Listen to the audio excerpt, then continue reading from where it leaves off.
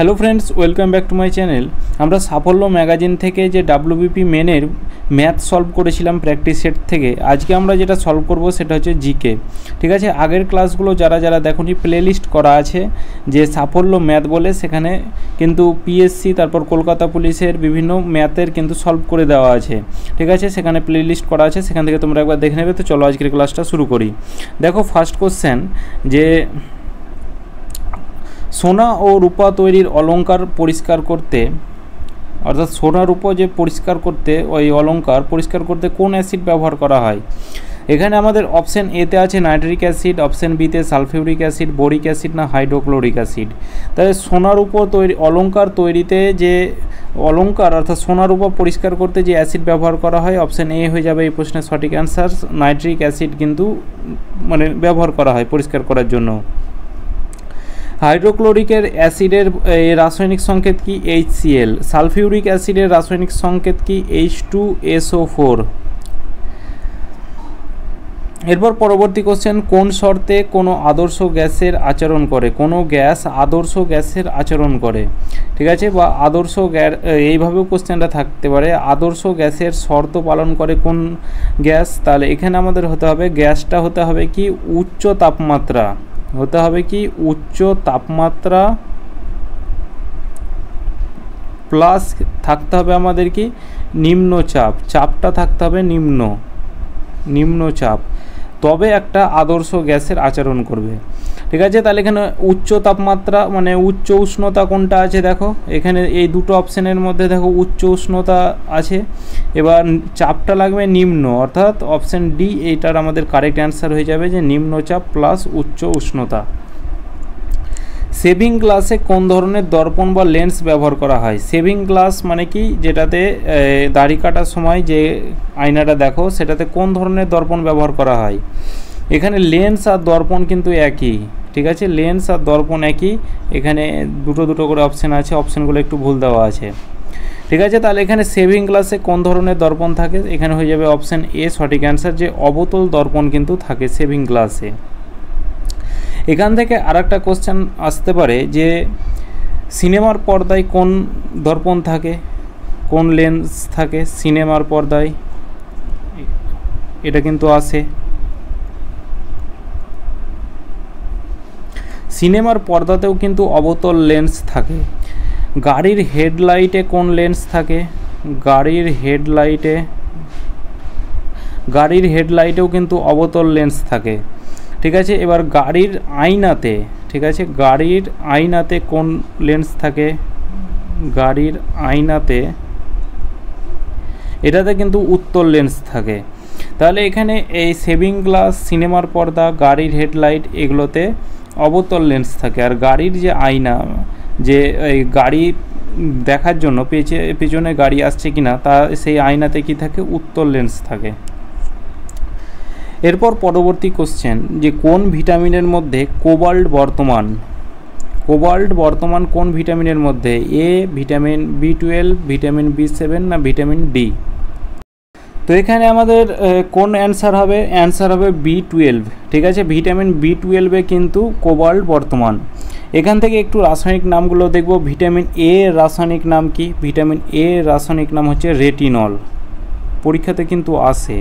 Vitamin এর যে রাসায়নিক নাম সেটা হচ্ছে রেটিনল। ভিটামিন ই এর রাসায়নিক নাম কি, বা ডি এর রাসায়নিক নাম কি? ADEK। ভিটামিন ডি এর যে রাসায়নিক নাম সেটা হচ্ছে ক্যালসিফেরল। ঠিক আছে, ক্যালসিফেরল। ভিটামিন ডি এর রাসায়নিক নাম হচ্ছে ক্যালসিফেরল। তারপর ভিটামিন ই এর রাসায়নিক নাম কি? ভিটামিন ই এর যে রাসায়নিক নাম সেটা হচ্ছে টোকোফেরল।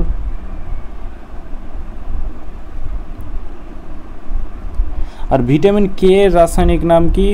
কে থেকে কুইনন অর্থাৎ ইলোকুইনন। কে এর যে রাসায়নিক নাম সেটা হচ্ছে ইলোকুইনন। ভিটামিন কে এর রাসায়নিক নাম। ঠিক আছে, এবার পরবর্তী কোশ্চেন, ভারতের নিম্নতম বিন্দু কোনটি? ভারতের নিম্নতম বিন্দু কোনটি? তাহলে নিম্নতম বিন্দু আর একটা কী হয়, উচ্চতম বিন্দু। তাহলে উচ্চতম বিন্দুটা আমরা আগে দেখব যে উচ্চতম বিন্দু কোনটা, মানে উঁচু স্থান।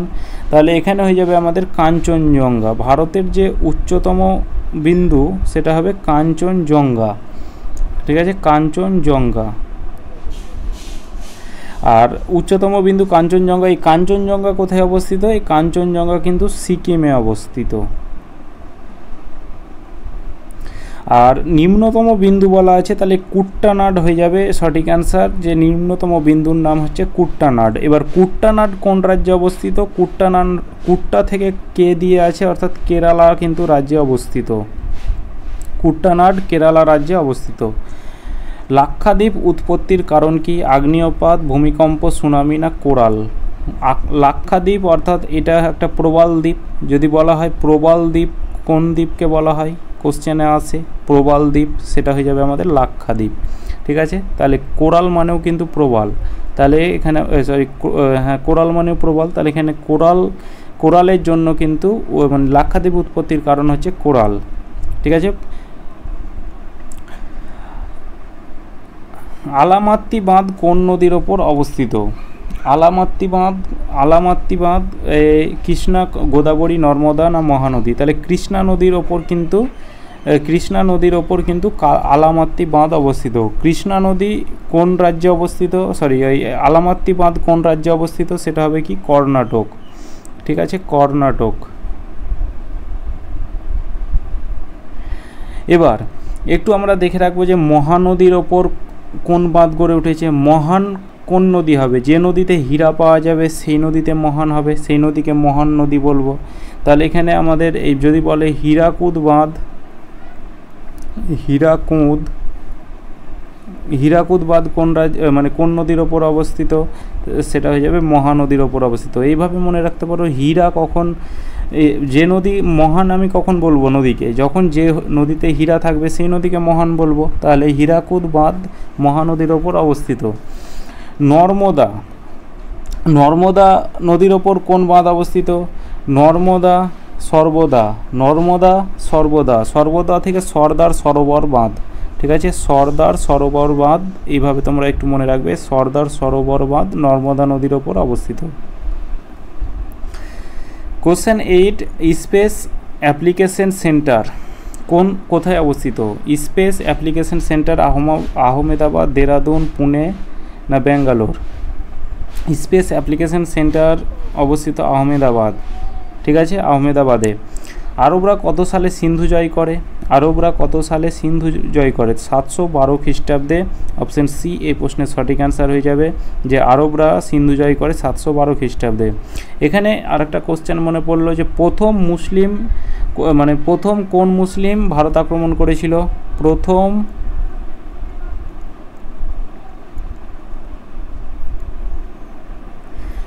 মুসলিম ভারত আক্রমণ করেছিল কোন মুসলিমটার নাম কি? মোহাম্মদ বিন কাসিম, ঠিক আছে, মোহাম্মদ বিন কাসিম।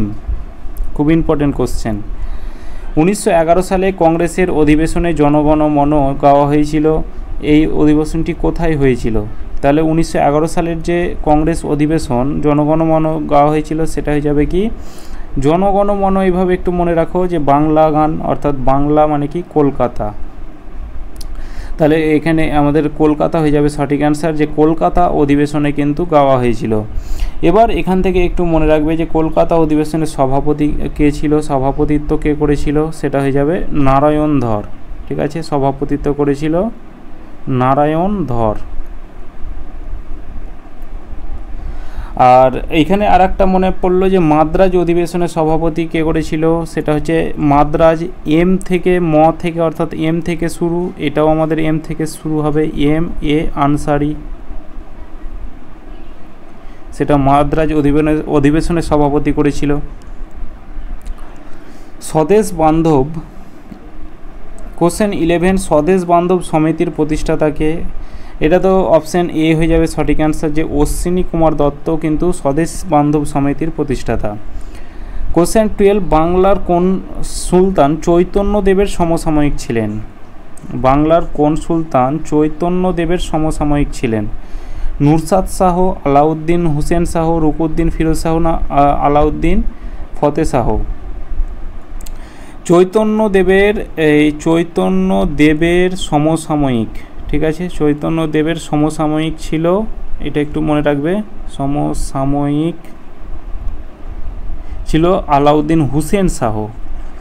বাংলার কোন সুলতান চৈতন্যদেবের সমসাময়িক ছিল? হুসেন শাহ। এবার হুসেন শাহকে কি বলা হয়? হুসেন শাহকে বলা হয় বাংলার আকবর বলা হয়।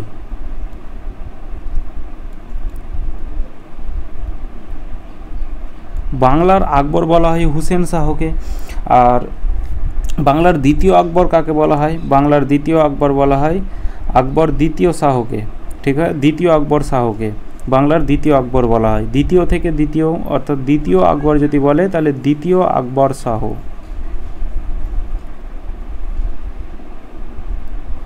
আকবর শাহ যদি দ্বিতীয় কি বলে, দ্বিতীয়, বাংলার দ্বিতীয় আকবর, মানে এখানেও দ্বিতীয় দিয়ে শুরু হবে কোশ্চেন, উত্তরও দ্বিতীয় দিয়ে শুরু হবে। ভারতীয় সংবিধানের কোন অংশে নাগরিকত্ব সম্পর্কে বলা হয়েছে? 1 নম্বর ধারাতে বলা হয়েছে ভারত একটা ইউনিয়ন, ভারত হলো রাজ্যগুলির একটি সংঘ বা ইউনিয়ন, 1 নম্বর অংশে বলা হয়েছে। 2 নম্বর ধারাতে বলা হয়েছে ভারতের প্রতিটা রাজ্য নিয়ে। 3 নম্বর ধারাতে বলা হয়েছে ভারতের প্রতিটি রাজ্যের গঠন সীমানা নিয়ে। 5 নম্বর ধারাতে কি বলা হয়েছে? ভারতীয় সংবিধানের নাগরিকত্ব সম্পর্কে, অপশান ডি। প্রধান নির্বাচন কমিশনকে কে নিয়োগ করেন? তাহলে প্রধান নির্বাচন কমিশনকে নিয়োগ করেন প্রধানমন্ত্রী, সুপ্রিম কোর্টের প্রধান বিচারপতি, রাষ্ট্রপতি না রাজ্যপাল? তাহলে এখানে রাষ্ট্রপতি হয়ে যাবে সঠিক অ্যান্সার। যে নির্বাচন কমিশনকে নিয়োগ করেন কে? রাষ্ট্রপতি। এখান থেকে মনে রাখবে প্রধানমন্ত্রীকেও কিন্তু এই রাষ্ট্রপতি কিন্তু নিয়োগ করে, ঠিক আছে। সুপ্রিম কোর্টের প্রধান বিচারপতিকেও কিন্তু সেই রাষ্ট্রপতি নিয়োগ করে, রাজ্যপালকেও কিন্তু এই রাষ্ট্রপতি নিয়োগ করে। তাহলে প্রধানমন্ত্রীকে, নির্বাচন কমিশনারকে, সুপ্রিম কোর্টের প্রধান বিচারপতিকে, রাজ্যপালকে এই রাষ্ট্রপতি কিন্তু নিয়োগ করে। জীবন ও ব্যক্তিগত স্বাধীনতার অধিকার কত নম্বর ধারাতে রয়েছে? জীবন ও ব্যক্তিগত স্বাধীনতার অধিকার 23 নম্বর, 28, 21 না 14 নম্বর ধারাতে রয়েছে। তো অপশান সি এই প্রশ্নের সঠিক অ্যান্সার হয়ে যাবে, যে জীবন ও ব্যক্তিগত স্বাধীনতার অধিকার 21 নম্বর ধারাতে আলোচনা করা হয়েছে। এখানে 23 নম্বর ধারাতে খুব ইম্পর্টেন্ট, মানব পাচার নিষিদ্ধ, ঠিক আছে, মানব যে পাচার হয় সেই মানব পাচার নিষিদ্ধ সম্পর্কে বলা হয়েছে কত নম্বর ধারাতে? 23 নম্বর ধারাতে। 14 নম্বর ধারাটাও খুব ইম্পর্টেন্ট, যে আইনের চোখে সবাই সমান। আইনের চোখে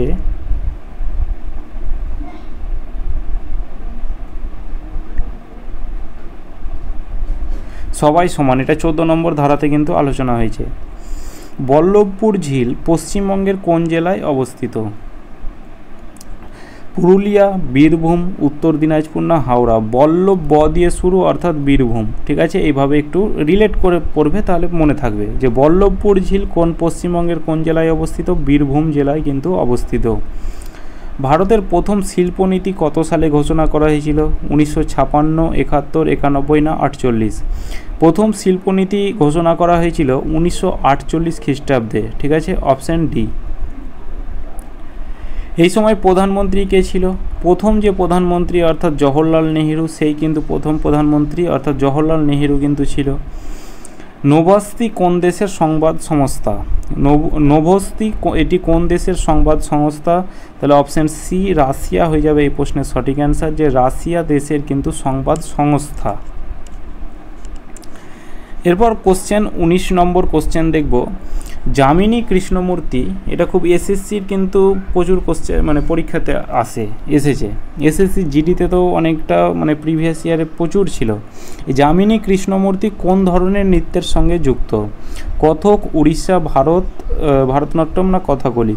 তাহলে যামিনী কৃষ্ণমূর্তি আমাদের ভারতনাট্যমের সাথে যুক্ত। ভারতনাট্যম আর আরেকটা যে নৃত্য সেটা হবে কুচিপুড়ি, এই দুটো নৃত্যের সাথে কিন্তু সে যুক্ত, এই যামিনী কৃষ্ণমূর্তি। এবার এখান থেকে একটু আমরা মনে রাখবো যে এই কথক কোন রাজ্যের নৃত্য? সেটা হবে ইউপি অর্থাৎ উত্তরপ্রদেশ। উড়িষ্যার নৃত্যের নাম কি?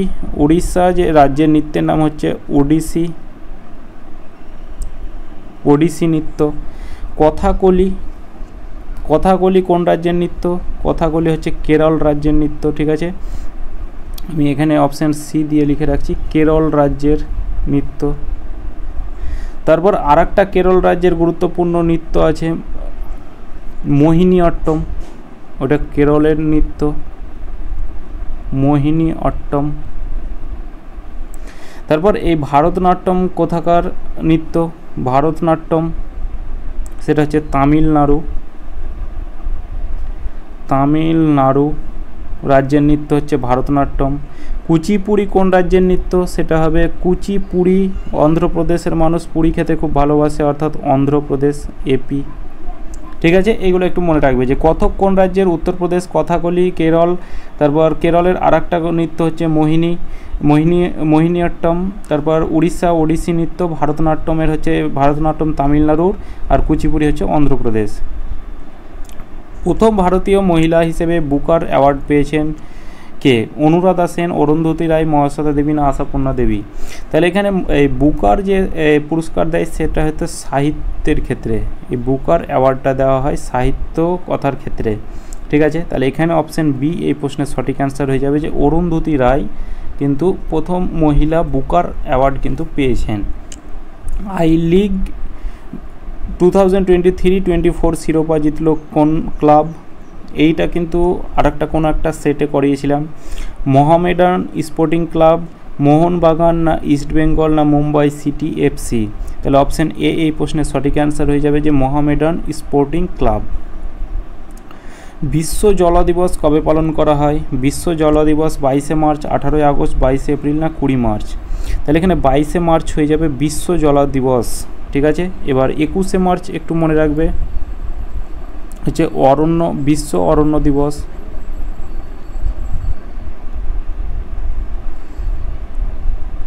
একুশে মার্চ হচ্ছে বিশ্ব অরণ্য দিবস, আর 22শে মার্চ হচ্ছে জল দিবস।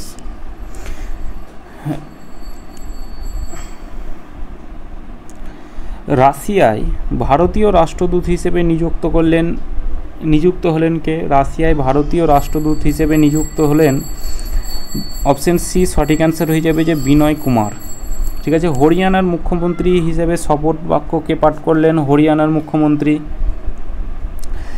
এখানে চম্পাই সোরেন, ভজনলাল শর্মা, ইন্দ্রসেনা রেড্ডি না নায়ব সেন সৈনি? হরিয়ানার মুখ্যমন্ত্রী অপশান ডি এই প্রশ্নের সঠিক অ্যান্সার হয়ে যাবে যে হরিয়ানা। একটু এইভাবে মনে রাখতে পারো, পাঞ্জাব হরিয়ানা এগুলো একটু সিং টাইটেল বেশি, ঠিক আছে। যদি কোনো অপশানে এইরকম যদি একটাই অপশানে সিং দেখতে পাও এইভাবে কিন্তু সঠিক অ্যান্সার হয়ে যাবে যে নায়াব সিং সৈনি। এই চম্পাই সোরেন কোন রাজ্যের মুখ্যমন্ত্রী? সেটা হয়ে যাবে ঝাড়খণ্ড। তারপর এই ভজনলাল শর্মা, ভজনলাল এটা এইভাবে একটু মনে রাখতে পারো, ভজন রাজন থেকে রাজস্থান, ঠিক আছে। ভজন রাজন অর্থাৎ রাজস্থান। ভজনলাল শর্মা কোন রাজ্যের মুখ্যমন্ত্রী? রাজস্থান। ইন্দ্রসেনা রেড্ডি এই কিন্তু কোনো মুখ্যমন্ত্রী নয়, এ হচ্ছে রাজ্যপাল। কিসের? ত্রিপুরা রাজ্যের কিন্তু গভর্নর, রাজ্যপাল, ঠিক আছে, ইন্দ্রসেনা রেড্ডি। কোশ্চেন 25, সত্যজিৎ রায় কত সালে ভারতরত্ন অ্যাওয়ার্ড পান? অপশান এ 1997, অপশান বি 1992, 2002 না 2003? তো অপশান বি এই প্রশ্নের সঠিক অ্যান্সার হয়ে যাবে 1992 সালে সত্যজিৎ রায় প্রথম ভারতরত্ন কিন্তু অ্যাওয়ার্ড পান। এরপর কোশ্চেন 26 থেকে ম্যাথ কোশ্চেন পড়ে গেল, অর্থাৎ ম্যাথ কোশ্চেন শুরু হলো। এই ম্যাথ কোশ্চেন আগের ক্লাসে কিন্তু সলভ করে দিয়েছি। তো ক্লাসটা কেমন লাগলো অবশ্যই কমেন্ট করে জানাবে। চলো দেখা হচ্ছে নেক্সট ক্লাসে।